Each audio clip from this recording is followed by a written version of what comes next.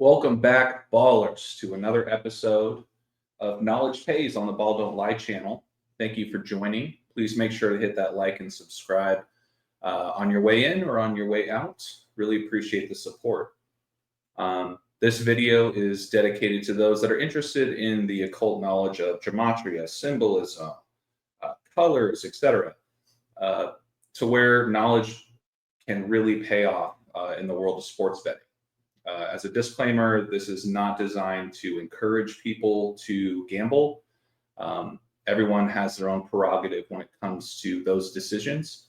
But I just have another set of examples from today's slate of the picks that I put out on my Winnable and my Patreon page to really show you and kind of walk you through the way that I look at things and how you can have a lot more successful days than unsuccessful days when you apply the knowledge. So without further ado, what I'm going to do is share with you 4 examples of the games that I put out today. I'll be honest, I did not go 100%. There are days where I do, there are days where I don't. But overall, my hit rate for this year is definitely in the same ballpark as some of the biggest cappers that are out there. But besides the point, the purpose of this video is to really educate you guys in this particular line of work. So the first game, apologies. The first game that I looked at was the Astros against the Rays. I don't have a screenshot to show that the Rays won, but they won, I believe it was 8-4. But for me, since I've been looking at this coding of letters and numbers and how much it's tied back into the Bible, etc. There are certain numbers that eventually will stand out to you, like the back of your hand. You don't even think about it anymore. And this is a perfect example of that. So I saw the Astros, and I saw that 10-14. And you always got to look at it both ways. Excuse me. As far as, wins and losses. But I noticed that, really, actually, let me start here. With the Rays, I saw that they were 12-18. Okay. That is a huge, huge number when it comes to the Bible and the number 666. Because in the book of Revelation, chapter 13, verse 18, 13:18, okay? That's when it references the number of the beast, which is 666.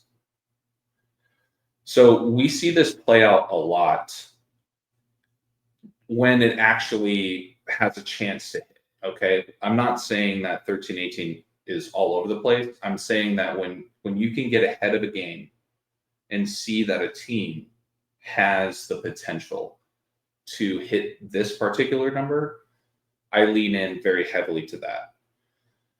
And on top of that, literally the Astros right on top, I then saw that, okay, so the Rays can win and improve to 13-18, right?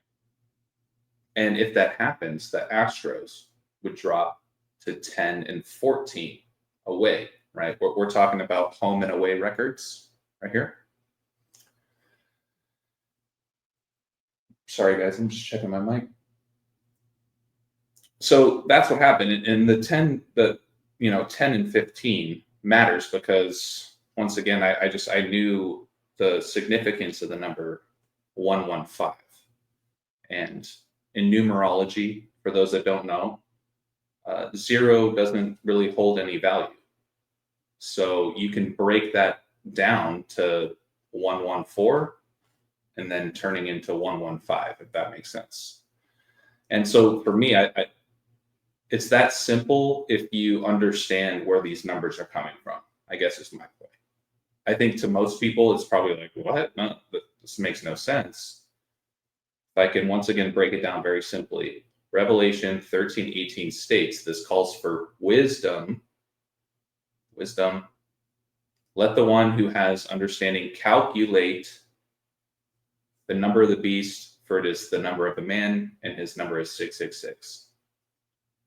So for a final time, the Rays improved to 13 and 18 at home, and the Astros dropped to 10 and 15 away, which can be broken down to 115, where Lucifer equals 115. And I don't need to go into detail about why Lucifer is connected to 666, other than that number is referenced in Revelation 13:18. So on to the next one. Another way to look at games, you guys, is how is the date written? I consider that every single day. And you also got to consider it both ways. For those of you guys that don't know, in the majority of the world, and I'm broadcasting from the United States, so I've been conditioned to write the date May 21st as 5/21, where the month comes first, then the day. Practically everywhere else in the world, they write it the other way.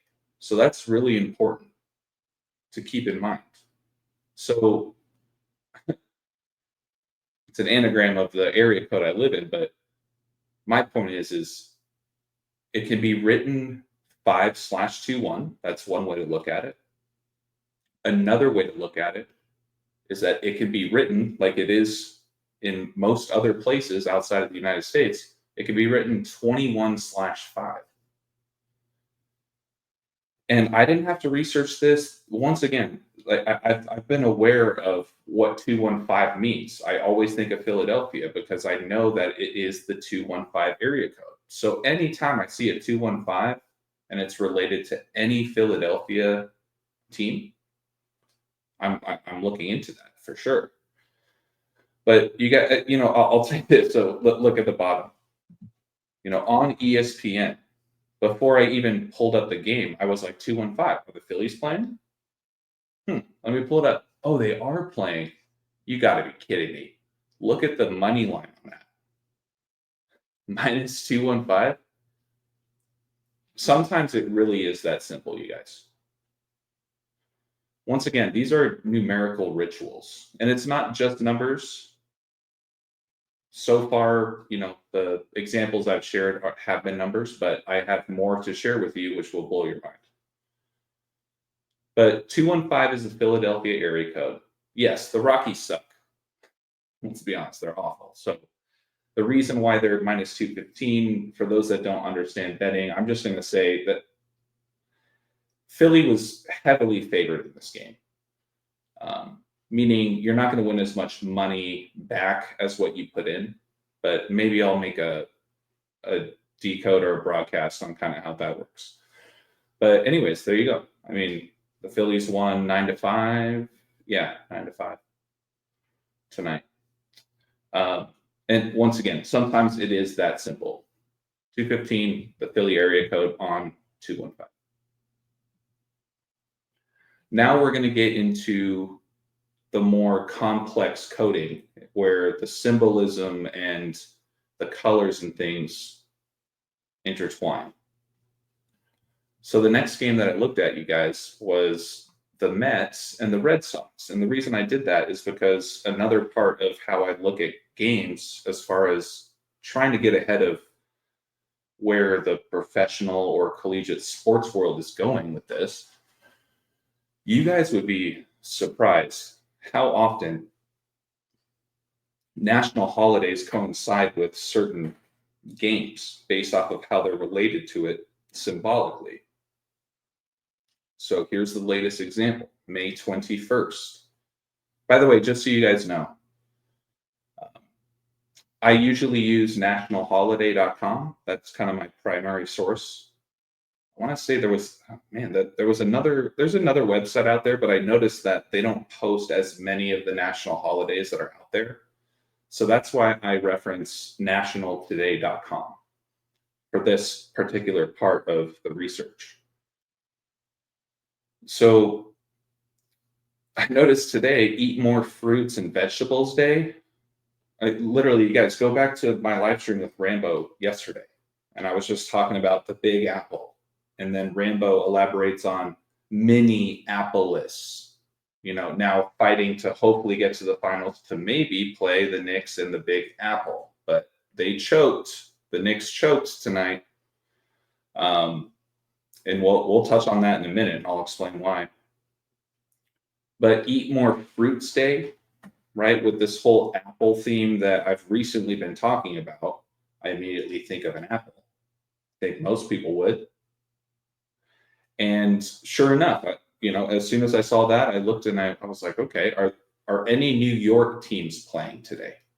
Because New York is somewhat known for the Big Apple. And don't forget, you guys, that the Big Apple, that nickname came to New York because of horse racing. And you had journalism during the Preakness in horse racing, a week ago? The jockey had a big heart on his chest. Or, sorry, a big apple. I said heart because don't forget about how the Big Apple, it shares the same colors and the same shape. And don't forget that the Thunder have the heart on their jersey as well right now, sponsored by Love's. But anyways, sure enough, the Mets win 5-1. We won't get into the numbers, reasons why, but once again, it really is that simple sometimes, you guys. If you understand the symbolism with these cities and these teams. So the Big Apple wins on Eat More Fruits Day. Okay. Now we're going to get into some numbers. So I went 4-2 today on my picks. That's a 66% hit rate. We were just talking about 666 in my first example. But just so you guys know, that is a really good day in the world of sports betting.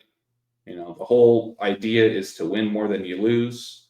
And the best cappers out there are averaging around that 53% mark. So 66% is a great day. This was the two losses that I had. I liked the Knicks to win, and I'll explain why. But I like them to win. I referenced, hey, look into them live betting because odds go up and down throughout the game. But, also take them on the spread of 2.5. I thought that was a very safe bet. But I really struggled with this game. And here's why. What I pointed out here on my Winnable and Patreon pages, I always share these kind of images, by the way. I try to, crunch everything into one image, but I also write out a description so people can understand and follow along. But I took a look at StatMuse. This is where I got that blue screenshot from, statmuse.com. Any of you guys can use it for free. I saw that the Knicks were 124 and 122 all time against the Pacers. And I really struggled with that for a multitude of reasons because tonight's game was exactly 124 days after Tom Thibodeau's birthday. For those of you that don't know, Tom Thibodeau is the current head coach of the New York Knicks. Okay. So on one side of the coin, you could consider that if he loses, he'll stay on 124 wins, or the Knicks will as a franchise. Or the other way I looked at it, and once again, this is where I lost this pick, was I thought it made more sense for him to pick up his 125th win on the 125th day of his age. Okay. So that's another thing to really keep in mind. You can look at it two ways when you look at date durations. Okay. In other words, a span of days before or after their birthday. But you can also include or exclude the end date, meaning the day of or by end of day of that day, if that makes any sense. I know those that follow this work know exactly what I'm talking about. So this is what I put out. I said, Tom Thibodeau, on his 125th day of his age, he can get the Knicks' 125th all-time win against the Pacers, including the playoffs, so accumulatively. That didn't happen, okay? But look at this, you guys. I got to say something about this.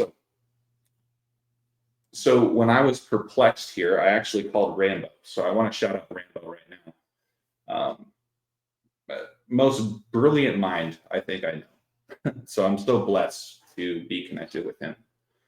I called him and I just said, "Hey, Rambo, I need like a couple minutes." And I walked him through this decode.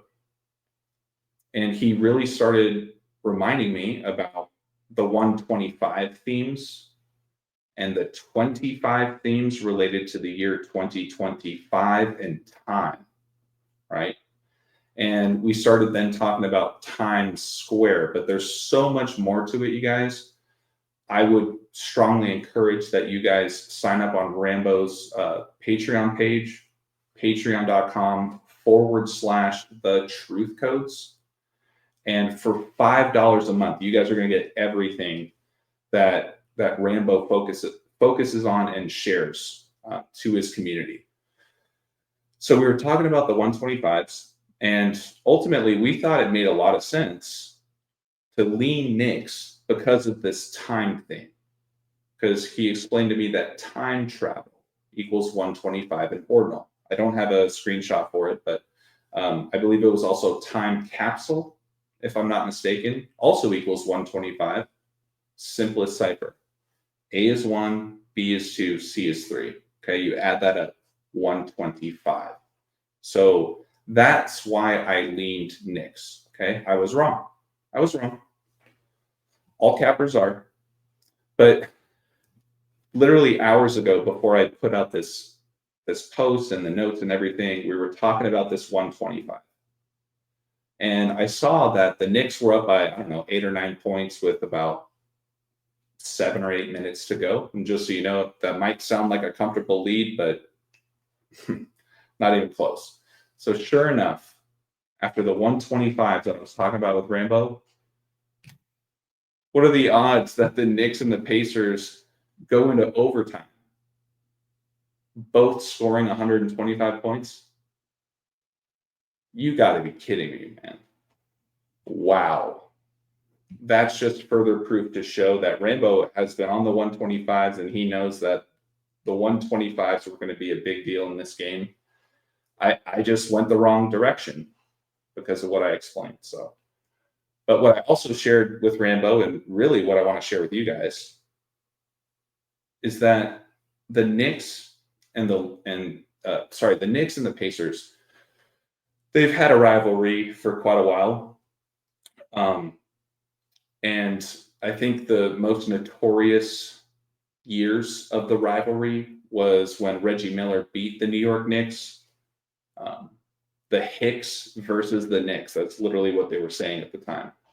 And they even have a ESPN special, or 30 for 30, it's called.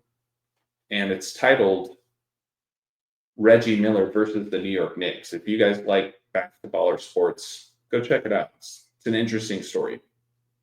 But a big part of that story is this image here on the right of Reggie Miller doing the choking symbol, and essentially him hinting at Spike Lee and the whole New York Knicks and all the fans and whatnot choking to not go to the finals. Don't forget, you guys, that right now we are in the Eastern and Western Conference Finals of the NBA, which means the winner of those teams will then go on to face each other in the NBA Finals. Back to the topic. June 2nd was the day that Reggie Miller officially beat the Knicks in the series to then go on to the NBA Finals. June 2nd, 2000, okay? A little over a year before 9/11. Just thinking about the Knicks, thinking about the Brooklyn Bridge crashing in with the Mexican Navy ship, right? Just last week, and me called Bridges playing for New York now, etc. I did a quick measurement of the date of this game when Reggie Miller defeated the Knicks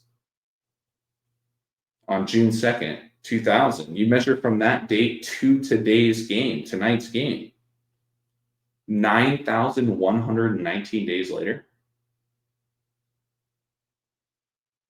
I don't think I need to go on and on about New York and 9/11 or 119. Don't forget about what I said at the beginning of the presentation about how you can write a date.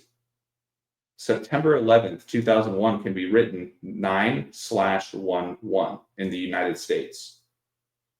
But in the majority of the world, they write it 11/9. So what are the freaking odds, you guys? What are the odds? Like, you got to laugh at this at a point. 9119. Either way you write the date, it's both in that number right there. So shame on me. I literally made these images before and I still went with the Knicks. And the Knicks had a very healthy lead at some point, and then sure enough, the Pacers come back and win in overtime. And the Knicks choked. They choked, didn't they? They were turning the ball over. They were missing free throws. They choked. Shame on me for not leaning that direction. But in closing, you guys, I want to also show you how far back this predictive programming goes, okay? Where they hint to you years in advance. But this next example was just less than a year ago. And for those that don't know, the main faces of the Knicks and the Pacers right now are Jalen Brunson of the Knicks and Tyrese Halliburton of the Pacers. Okay. I say that because just last year, I want to say it was June 28th, 2024, in Madison Square Garden, where tonight's game was played, you have a WWE matchup with the LA Knight and someone else, but towards the end of this wrestling match, shout out to Cody, because Cody really, decoding with Cody, he really puts a lot of emphasis into the WWE, and I'm really starting to understand why. You guys think it's a coincidence that he's wearing 317 on his shirt? Like, just random coincidence? I'll tell you, it's not. For those that don't understand wrestling, I'm sure a novice when it comes to the WWE, but I at least know about John 316 and John Cena, and then what's his name, Austin something, Stone Cold Steve Austin. I believe he was the one that rocked 316. So that's, to the public, that's why people think that he's wearing 317, a play off of that number. But our community knows better. 317 is the 66 prime. And New York, where tonight's game was played and where this wrestling match was played. New York, 66. It ties right back to the beginning, you guys, where I was talking about 666. Well, in the Sumerian cipher, New York equals 666. Okay. Revelation is the 66th book of the Bible. Okay. But sure enough, Jalen Brunson comes out with a chair. There is no actual really fight between Brunson and Halliburton, but they just come out and they just kind of, intimidate each other, I guess. But Brunson with LA Knight ends up winning in New York, right? So the whole home crowd is stoked. And on the way out, I wish I had a screenshot to show. Right here on the way out, Tyrese Halliburton says, I'll be back. You all know it. I'll be back. So go back and watch that clip of this, and you'll see exactly what I'm talking about. But in closing, you guys, what I looked at was, okay, let's have a look at Tyrese Halliburton's birthday and then measure it to Jalen Brunson's birthday. So Halliburton to Brunson, 185 days. Once again, as soon as I saw that's a big basketball number. A is 26, back to Z is 1. You add it up, basketball, 185. Perfect. Perfect. They were telling you, you guys. And it goes back to duality, right? So New York wins this night last year in WWE, and then Tyrese Halliburton comes back facing Brunson to take game 1 as New York choked. Right? So anyways, you guys, I hope you enjoyed the presentation. Once again, please make sure to hit that like and subscribe on the way out. Your support means the world to me. So thanks again. There's always more to add. We got a lot more exciting things coming down the pike, so make sure you don't miss out. And until next time, you guys, make sure to take care of yourselves and yours.